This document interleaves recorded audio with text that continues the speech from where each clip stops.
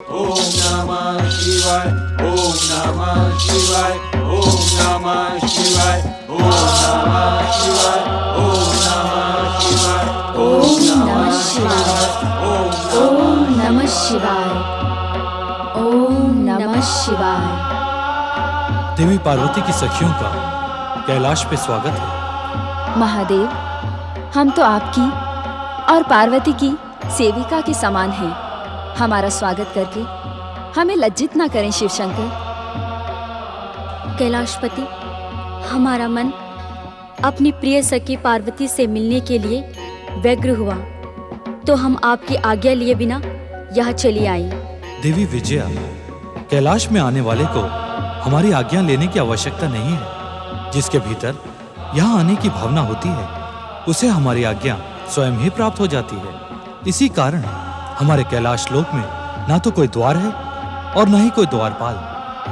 हमारी प्रिय सखी पार्वती कैसी है महादेव? देवी जया, आपके इस प्रश्न का उत्तर हम नहीं दे सकते। इसका कारण मात्र इतना है, देवी पार्वती को इन दिनों एकांत अधिक प्रिय है। वे विगत कई दिनों से हमारे समीप भी नहीं आई हैं। ये आप क्या कह रहे हैं महादेव? हमारी प्रिय सखी पार्वती से आपके सम्मान में? नहीं देवी जया, कैलाश में ऐसा कुछ अन्यथा घटित नहीं हुआ। सत्य तो यह है कि ज्ञात होकर भी हम देवी पार्वती की एकांत कामना में बाधा पहुंचाने के इच्छुक नहीं हैं। एकांत कामना? हम कुछ समझे नहीं महादेव। आप दोनों देवी पार्वती की अभिन्न सखियां हैं। देवी पार्वती के समीप पहुंचकर आपको स्वयं ही उनकी एकांत कामना का ज्ञान हो जाएगा। आप दोनों देवी पार्वती की मानसिक स्थिति को लेकर चकित ना हो। आप बिना आज्ञा के ही उनके समीप जा सकती हैं। नंदीश्वर, आज्ञा भोलेनाथ। देवी पार्वती की प्रिय सखियों को उनके कक्ष का मार्ग दिखाओ। जैसी आपकी आज्ञा भोलेनाथ। आइए पधारें।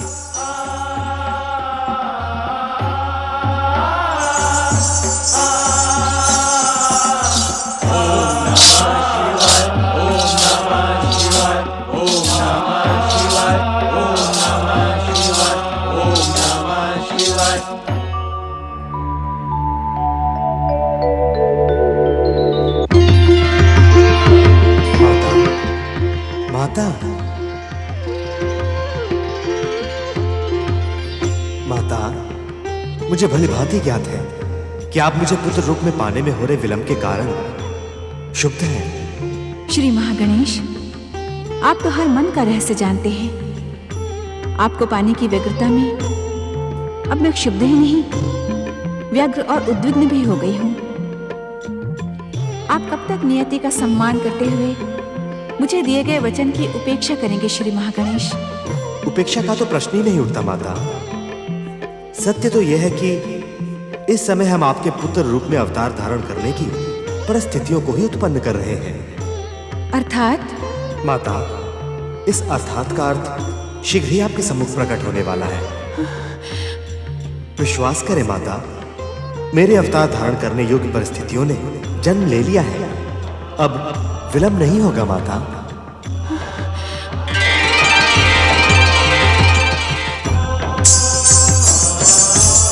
प्रणाम माता पार्वती।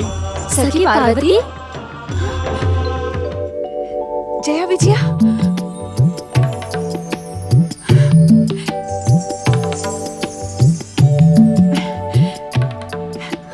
जया विजया, तुम दोनों कैलाश में? तुम तो विवाह के पश्चात शिव शंभू के रंग में ऐसी रंगी कि हमारा ध्यान ही नहीं रहा। परमदेव श्री महागणेश की कृपा से तुमने हमें पहचान तो लिया, हम धन्य हुए। व्यंग के ऐसे कठोर शब्द कहने वाली तुम दोनों, पहले मुझे ये बताओ, इतने समय तक तुम्हें मेरा स्मरण भी नहीं आया? कितनी निष्ठुर हो तुम दोनों। निष्ठुर हम भी हैं और तुम भी। ओम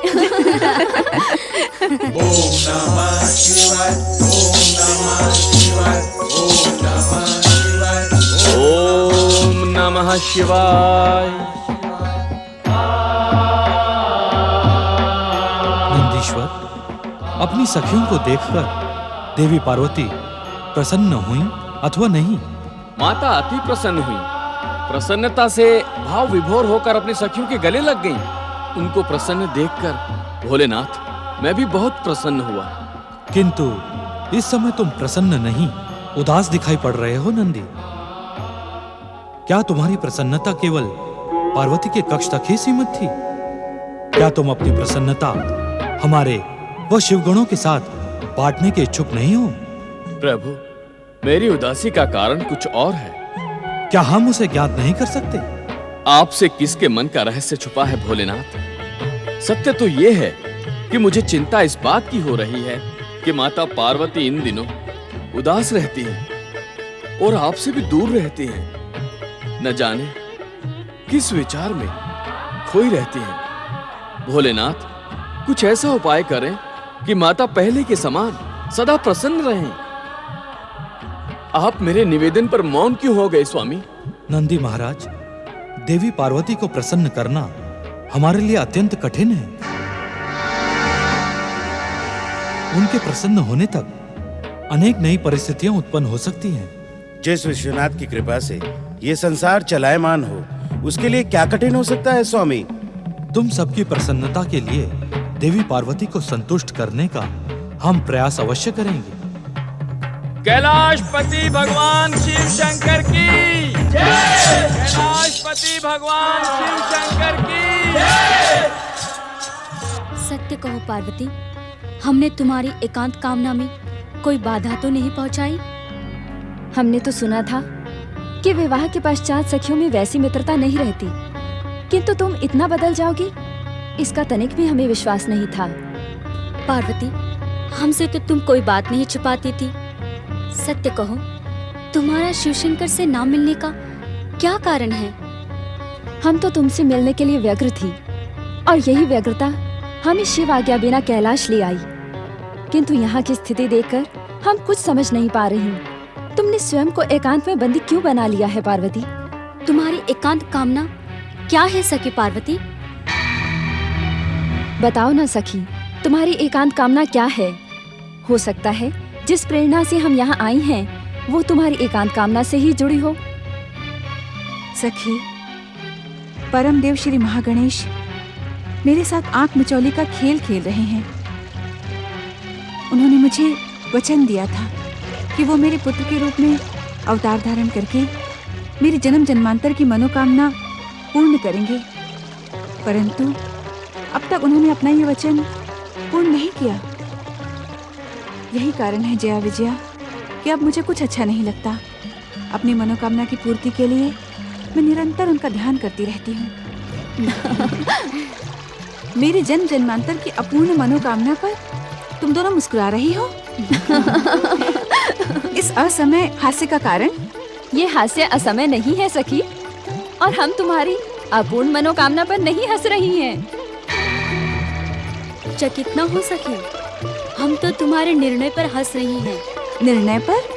तनिक ये तो बताओ कि पतिदेव से दूर रहकर तुम्हारी जन्म जन्मांतरों की मनोकामना कैसे पूर्ण होगी?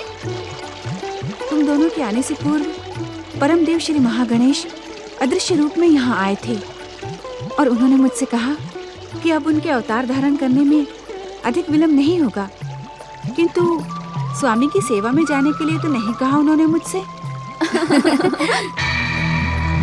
अरे अरे, क्रोधित ना हो सखी, तुम्हारी इसी दृष्टि से तो हम सदा भयभीत रहती थी। क्रोधित ना हूँ तो और क्या करूँ? एक तो मेरी मनोकामना पूर्ण नहीं हो रही है और ऊपर से जब से तुम दोनों आई हो मुझ पर व्यंग के प्रहार किए जा रही हो। इसका कारण जानती हो क्या है? क्या है? ऐसा प्रतीत होता है कि अब तक तुमने विधिवत श्री महागणेश की पूजा नहीं की। हाँ सखी, हमने सुना है कि श्री महागणेश बिना पूजा और आराधना के प्रसन्न नहीं होते। तुम दोनों बावली तो नहीं हो गई हो? मैं अपने होने वाले पुत्र की पूजा आराधना करूंगी। इस समय परम देव श्री महागणेश तुम्हारे पुत्र नहीं हैं। वे अपनी इच्छा से इस सृष्टि को उत्पन्न करने वाले परम पुरुष पुरुषोत्तम हैं। सखी पार्वती, तुम्हारे पुत्र रूप में जन्म लेकर भी परम देव श्री महागणेश उसी प्रकार पूजनीय रहेंगे। यही तो उनकी लीला है। इस लीला के रहस्य को समझो सखी। संभवतः तुम दोनों सत्य कह रही हो। तो सर्वप्रथम अपने मन में श्री महागणेश की पूजा और आराधना का संकल्प करो। चलो सखी, हम तुम्हें परमदेव श्री महागणेश का विधिवत पूजन करने के लिए स्नान करवा दे। क्या तुम दोनों मुझे यहाँ स्नान करवाने आई हो? हम तो अपनी सखी से मिलने और उसके साथ रहने आई हैं। बाद में तुम्हें अपने साथ हिमाचल ले जाएंगे। तुम्हारी जन्म जन्मांतरों की मनोकामना पूर्ण करने में सहयोग देना हमारा सौभाग्य और परम कर्तव्य है। हमारी बातों की श्रृंखला तो समाप्त होने वाली नहीं है। चलो सखी, स्नान घर चल के स्नान करो। उसके पश्चात हम भी तुम्हारे साथ श्री महागणेश की पूजा आराधना करेंगे। माता, मेरे द्वारा उत्पन्न परिस्थितियां अब आपके सम्मुख आ गई हैं। सत्य माता, अब अधिक विलंब नहीं होगा। उस ओर स्नान गृह है, तुम लोग चलो, मैं अभी आती हूँ। जैसी ठीक है। तुम्हारी इच्छा।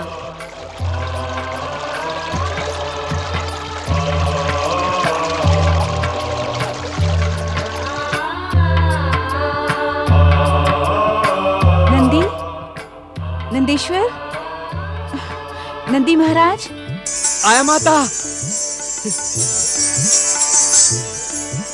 प्रणाम।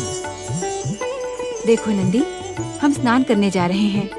तुम यहीं द्वार पे रहना और किसी को भीतर नहीं आने देना।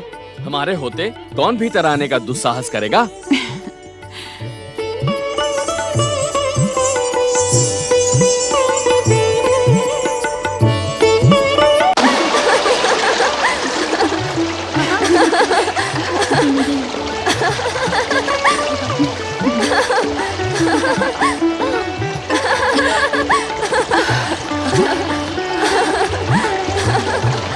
तुम लोगों ने कैलाश आकर मुझ पर बड़ा उपकार किया है। मैं अत्यंत प्रसन्न हूँ। मेरी सारी चिंताएं दूर हो गई। सखी पार्वती, महारानी मैना और महाराज हिमालय तुमसे मिलने के लिए अत्यंत व्यग्र हैं। हम कैलाशपति शिवशंकर से आज्ञा लेकर तुम्हें हिमाचल महल ले चलेंगे। सखी पार्वती, क्या तुम माता पिता से मिलने के इच्छुक नहीं हो? तुम्हें वहाँ से यहाँ आए कितना समय व्यतीत हो गया है सखी पार्वती। तनिक महाराज और महारानी की व्यग्रता का ध्यान करो। तुम्हें यहाँ की स्थिति भली भांति ज्ञात है। श्री महागणेश की आज्ञा का भी ज्ञान है। ऐसे में मैं यहाँ से नहीं जा सकती। आने जाने की बात हम फिर करेंगे, पहले स्नान करें।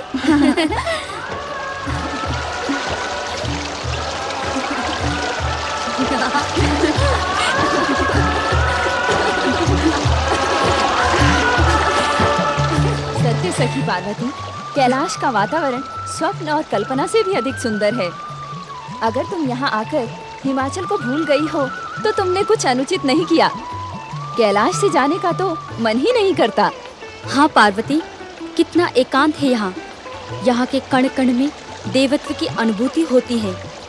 इस शांति का रहस्य क्या है पार्वती? द्वार पर नंदी खड़ा है, वही इस शांति का रहस्य है।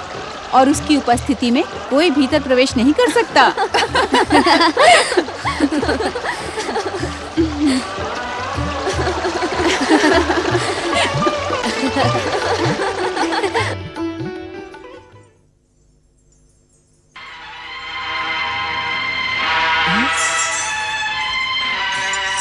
प्रणाम भोलेनाथ। नंदी, क्षमा करें भोलेनाथ, भीतर जाने की आज्ञा नहीं है। किसे आज्ञा नहीं है? किसी को भी नहीं। किसी को भी?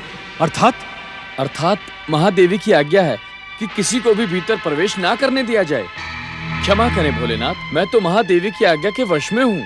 मूर्ख, मूढ़ बुद्धि, तू महादेवी के लिए मुझे किसी और कोई में गिनता है? मैं महादेवी का पति हूँ। ये तो सारा संसार जानता है कि आप महादेवी के पति हैं, किंतु मैं तो महादेवी की आज्ञा का पालन कर रहा हूँ। महादेवी की आज्ञा का पालन करते समय महादेव की आज्ञा का क्या होगा नंदी? महादेव की आज्ञा तो नंदी के लिए परम कर्तव्य है स्वामी। तो मैं तुझे आज्ञा देता हूँ कि मेरे मार्ग से हट जा नंदी। ऐसी आज्ञा ना दे भोलेनाथ जो महादेवी की आज्ञा के विरुद्ध हो। मूर्ख, मूढ़ बुद्धि, तू संसार में मेरा सेवक, मेरा वाहन कहलाता है। शिवांश से जन्म पाता है और आज्ञा महादेवी की मानता है। रहस्य की बातें तो मैं नहीं जानता भोलेनाथ, किंतु इतना अवश्य जानता हूँ कि आप और महादेवी अभिन्न हैं। आप दोनों में अंतर करना महापाप है। बता नंदी, शिव और पार्वती में श्रेष्ठ कौन है? दोनों ही सर्वश्रेष्ठ हैं। इस प्रकार हमें धर्म संकट में ना डालें भोलेनाथ। कृपा करके आप यहाँ से लौट जाएं। लौट जाऊं? बिना पार्वती से मिले लौट जाऊं? तेरी इच्छा के कारण? मेरी इच्छा के कारण नहीं, माता पार्वती की आज्ञा के कारण आप लौट जाएं भोलेनाथ। क्यों ना मैं तुझे ही लौटा दूं। चल हट जा मेरे रास्ते से। देवी पार्वती, तुम कहाँ हो?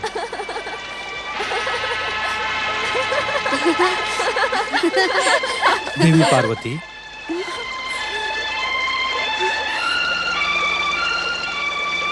स्वामी, इस समय हम स्नान कर रहे हैं। आप कृपया यहाँ से चले जाएं। ये तुम क्या कह रही हो? शिव और पार्वती तो अभिन्न हैं, फिर ये हमसे संकोच क्यों? बिना सूचना दिए इस प्रकार मेरे स्नान गृह में चले आना क्या आपको शोभा देता है? आप स्वयं सोचिए स्वामी।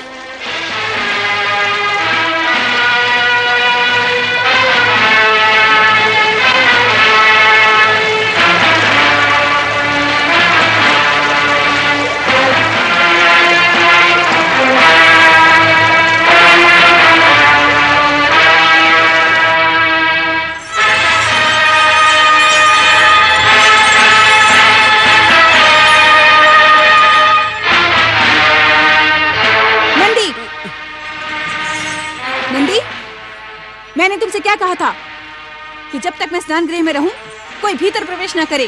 फिर स्वामी को तुमने रोका क्यों नहीं? रोका था माता, रोका था। रोका था? किसे रोका था? तुम्हारे रोकने से कौन रुका?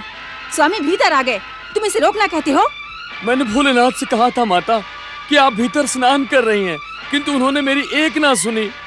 मैंने आपकी आज्ञा का बार बार उन्हें स्मरण कराया, किंतु वे मुझे त्रिशूल से धकेलकर भीतर चले गए माता।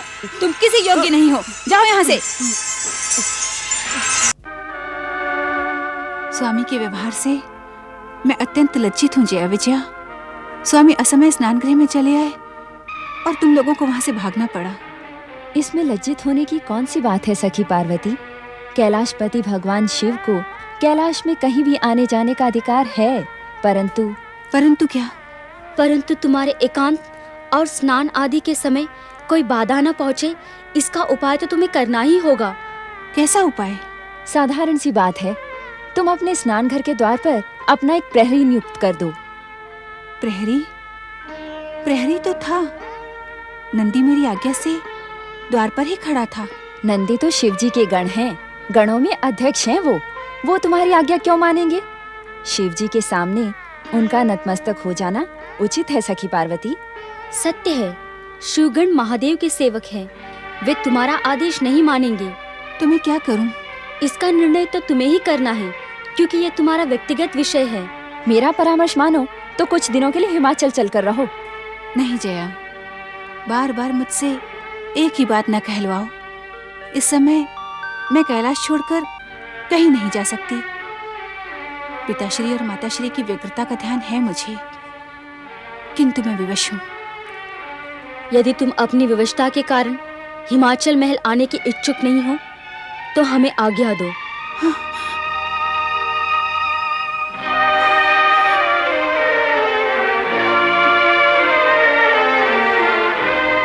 बिना सूचना दिए इस प्रकार मेरे स्नान गृह में चले आना क्या आपको शोभा देता है? आप स्वयं सोचिए स्वामी। बिना सूचना दिए इस प्रकार मेरे स्नान गृह में चले आना क्या आपको शोभा देता है? आप स्वयं सोचिए स्वामी।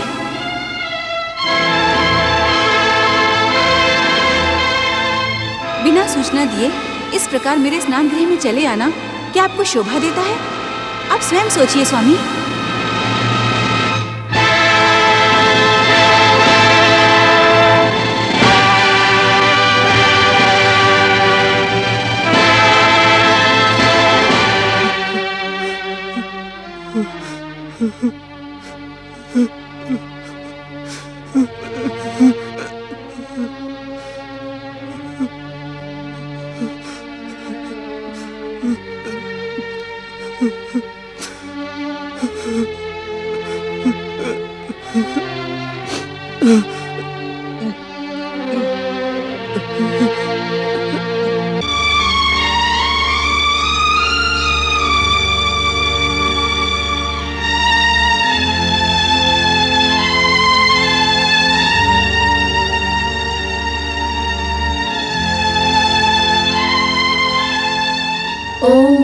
शिवाय। शिवाय।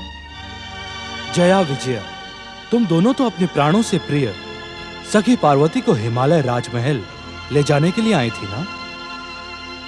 सखी पार्वती हिमाचल जाने की इच्छुक नहीं है। क्यों? किसने रोका है उन्हें? शिवशंकर, यदि आप हमारी प्रिय सखी पार्वती के व्यवहार से रुष्ट हो गए हैं, तो हम उनकी ओर से क्षमा याचना करते हैं। भोलेनाथ, हमारी प्रार्थना मानकर आप पार्वती पर रुष्ट ना हो। वो पहले ही उदास और निराश हैं। देवी पार्वती की उदासी और निराशा का कारण कहीं हम तो नहीं? नहीं नहीं महादेव, आपको पति रूप में पाने के लिए पार्वती ने कठोर तपस्या की थी। आपको पाकर तो वो धन्य हो गई हैं। आप उनकी उदासी और निराशा का कारण कैसे हो सकते हैं? आजकल देवी पार्वती अकारण ही उदास और निराश रहती हैं। हम उन्हें प्रसन्न करने का प्रयास करते हैं, किंतु आप तो अंतर्यामी हैं, हर मन की बात जानते हैं। पार्वती जी की उदासी और निराशा का कारण आपसे अज्ञात नहीं होगा। शिवशंकर, हमारी आपसे यही प्रार्थना है। हमें आपकी प्रार्थना का ज्ञान है देवियों। हम अपनी ओर से देवी पार्वती को प्रसन्न करने का प्रयास अवश्य करेंगे। आपका आश्वासन पाकर हम धन्य हुए शिवशंकर। अब हमें आज्ञा दें।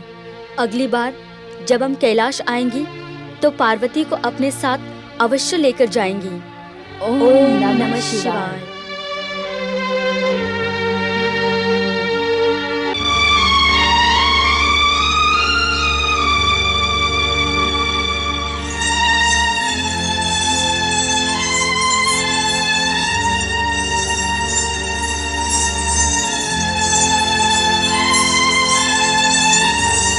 नंदी भैया, कैलाश पर ये क्या हो रहा है? भृंगी भैया, यहाँ घटित घटनाओं को देखकर हम स्वयं चकित और उद्विग्न हो गए हैं। ऐसा प्रतीत होता है कि संसार में अघटित घटित होने वाला है।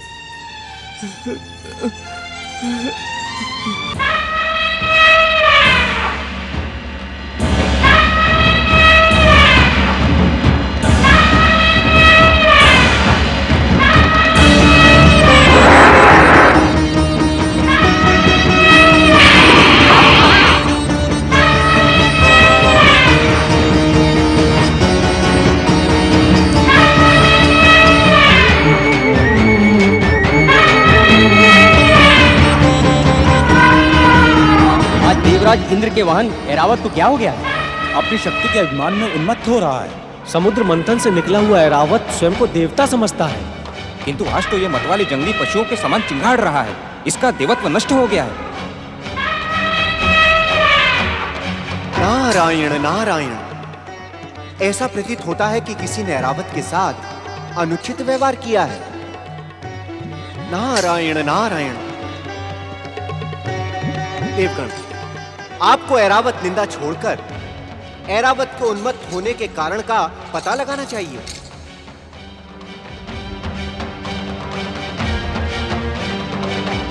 प्रणाम देवर्षि नारद। तुम्हारा कल्याण हो ऐरावत। देवर्षि, क्या आप भी इनकी भांति ये समझ रहे हैं कि मैं उन्मत्त हो गया हूँ? नहीं नहीं ऐरावत, बिल्कुल नहीं। यदि तुम उन्मत्त होते तो इस प्रकार मुझे प्रणाम नहीं करते। हाँ, तुम्हारा ये व्यवहार भी शोभनीय नहीं है। नारायण नारायण। सत्य है देवर्षि, किंतु मैं अपना क्षोभ व्यक्त कर रहा हूँ। नारायण नारायण। शोभ? कैसा शोभ? आपको तो ज्ञात ही है देवर्षि कि मैं समुद्र मंथन से उत्पन्न होकर अपनी इच्छा से स्वर्ग में निवास करने आया था, किंतु यहाँ का भोग विलास देखकर मेरा मन सदा दुखी रहता है। नारायण नारायण। देवर्षि, आज देवराज इंद्र ने ही नहीं, देवी शची ने भी जंगली पशु कहकर मेरा भयानक अपमान किया है। नारायण नारायण।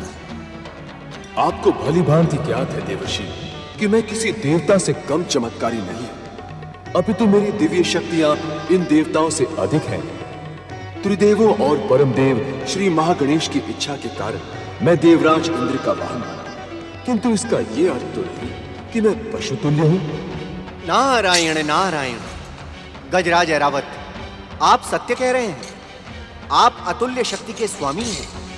सत्य तो यह है ऐरावत राज कि स्वर्गाधिपति देवराज इंद्र की शोभा आपसे ही है। उन्हें आपका पर्याप्त सम्मान करना चाहिए। धन्यवाद देवर्षि। देवर्षि, आप इस पशु की व्यर्थ ही प्रशंसा कर रहे हैं। तनिक सोचा देवऋषि, क्या परमदेव श्री महागणेश और त्रिदेवों की कृपा पा जाने से ये ऐरावत देवता बन जाएगा, हमसे अधिक शक्तिशाली हो जाएगा? देवर्षि, ऐरावत पशु है और पशु ही रहेगा।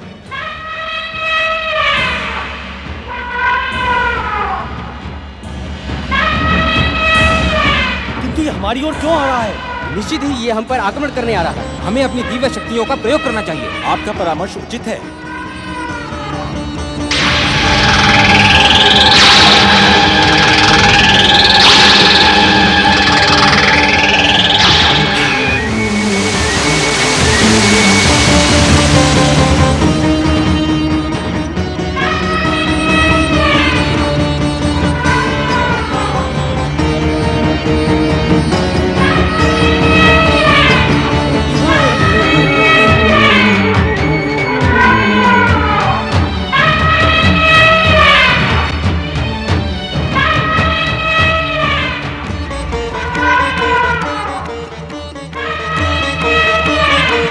नारायण नारायण।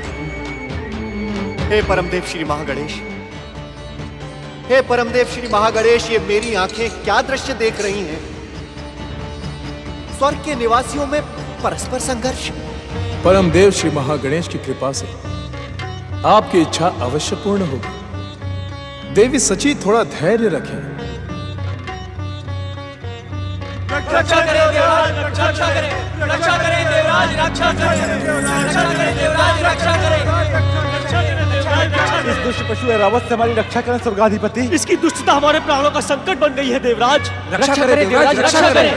सावधान ऐरावत, अपनी पशुता का प्रदर्शन शीघ्र बंद कर दो, अन्यथा नष्ट कर दिए जाओगे। इस दुष्ट पशु को चेतावनी ना देकर नष्ट ही कर दे देवराज। इसका दुस्साहस स्वर्ग की मर्यादा को लागने लगा है देवराज, इसे दंडित करें देवराज। हम पर प्रहार करके इसने अपनी मृत्यु को निमंत्रण दिया है देवराज। इसे यमराज के मुख का ग्रास बना दे स्वर्गाधिपति। इस दुष्ट पशु की दुष्टता दंड योग्य है देवराज, इसे दंडित करें। इसे दंडित करें देवराज, इसे दंडित करें। देवगणों, आप सब बार बार मुझे दुष्ट और पशु कहकर अपमानित कर रहे हैं। शीघ्र अपने अपशब्दों की क्षमा याचना करें, अन्यथा मेरा क्रोध क्षण मात्र में स्वर्ग लोक को नष्ट भ्रष्ट कर डालेगा। देखा देखा आपने देवराज, इस दुष्ट पशु का दुस्साहस अब और सहन नहीं होता देवराज। सावधान करने के पश्चात भी आप सब दुष्ट और पशु कहकर बार बार मेरा अपमान कर रहे हैं। मैं अंतिम अवसर देता हूँ, यदि आप सब ने अपने अपशब्दों की क्षमा याचना न की तो मेरी दिव्य शक्तियां स्वर्ग को नष्ट भ्रष्ट कर डालेंगी।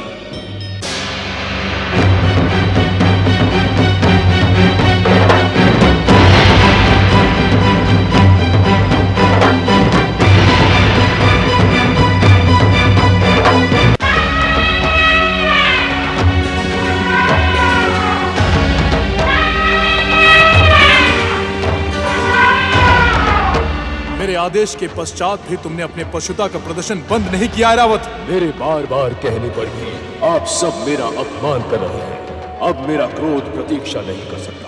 मैं अपनी दिव्य शक्तियों से स्वर्ग लोक को नष्ट भ्रष्ट कर डालता हूँ।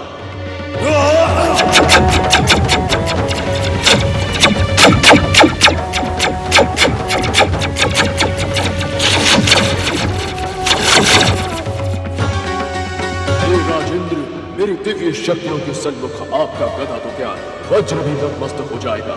सावधान सावधान।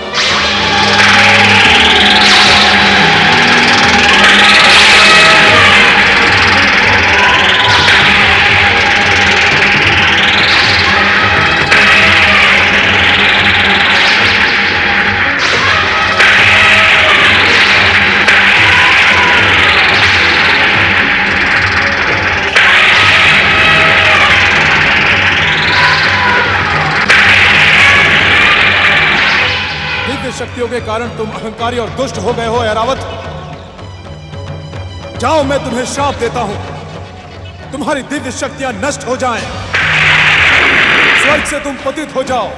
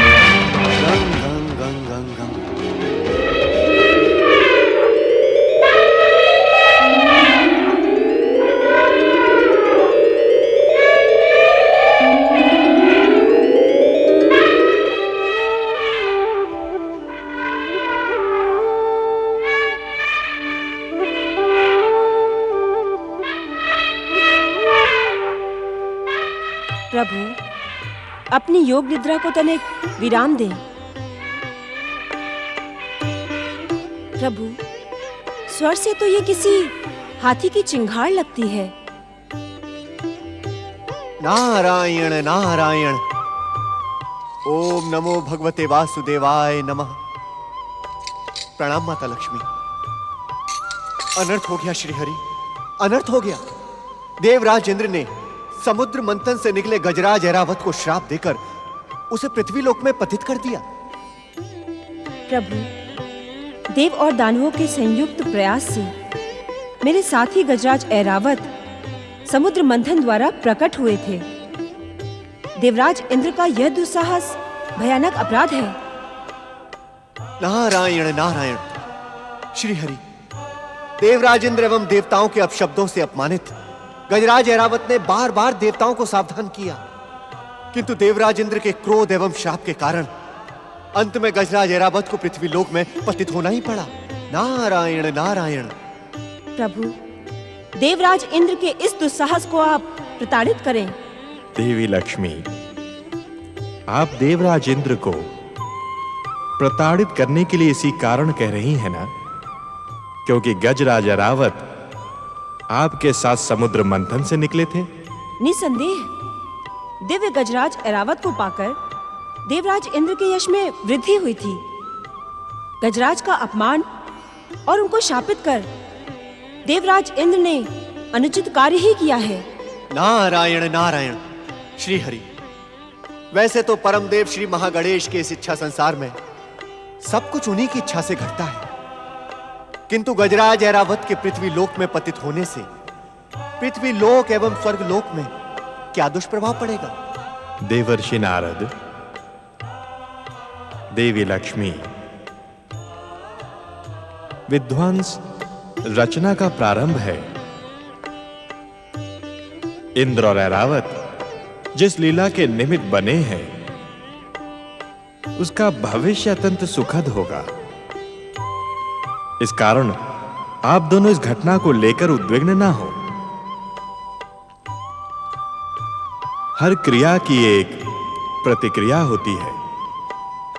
इस घटना को देखकर हम इस समय इतना ही कह सकते हैं कि इस घटना का परिणाम दूरगामी और शुभ होगा।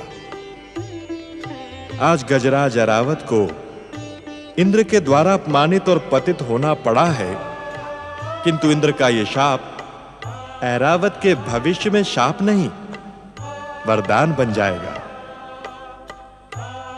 उसका सुमंगल होगा। सुमंगल। नारायण नारायण।